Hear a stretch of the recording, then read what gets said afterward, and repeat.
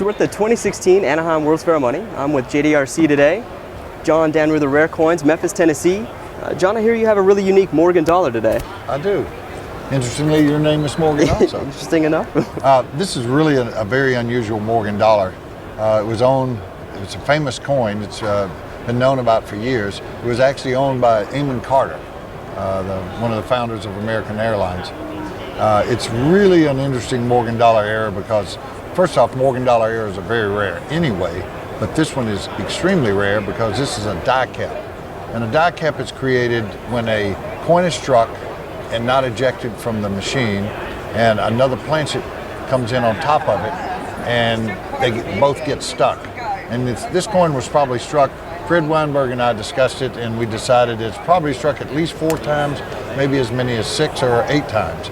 And what happens is the planchet that's fed in gets stuck on the upper die, so it caps around the upper die.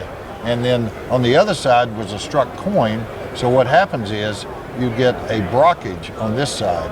So this is the inverse of a struck Morgan dollar, and because it struck multiple times, it kept spreading out. So all that's visible is the head, and what's interesting is you can read some of the lettering on the top.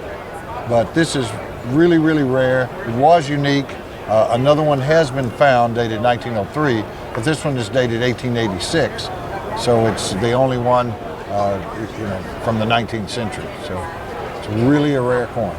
The number of strikes, does that increase the rarity, or is that? Well, the number of strikes is, of course, we can't be sure how many times it was struck, but we do know that it was struck enough times that the head, which is the normal size head, spread out to cover the entire reverse of the coin.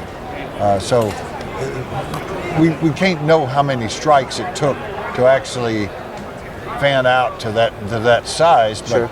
It definitely was 3 or 4, and as many as 5 or 6 or 7 or 8. You know, Fred and I, there's no way to know exactly how many times it was struck. But yeah, the rarity is because it's an era, number one, Morgan dollar eras, and number 2, the type of era it is. Like I said, it was unique. There are now 2 of them, but you see how it's capped. It's like a cup. Yes. Because this went around the upper die. As the coin was struck multiple times, the metal just kept flowing up because it was hitting the collar where the struck coin was. So it pushes this piece of metal up and forms a cap around the upper die. And then obviously the person operating the machine saw that it was jammed, stopped, removed this coin, probably kept it as a souvenir because obviously it probably wouldn't have made it out into a bag, and the coin doesn't have any bag marks or anything. So it was probably kept by a Mint employee who paid $1, and at that time it was probably okay to keep something like this. Today, obviously, the Mint employees wouldn't be allowed to do that. Have you come across an error such as this before? Well, this is, like I said, this coin was unique.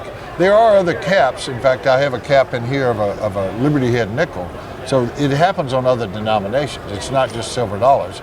Any denomination can get capped and end up with multiple strikes on the other side and have a brockage.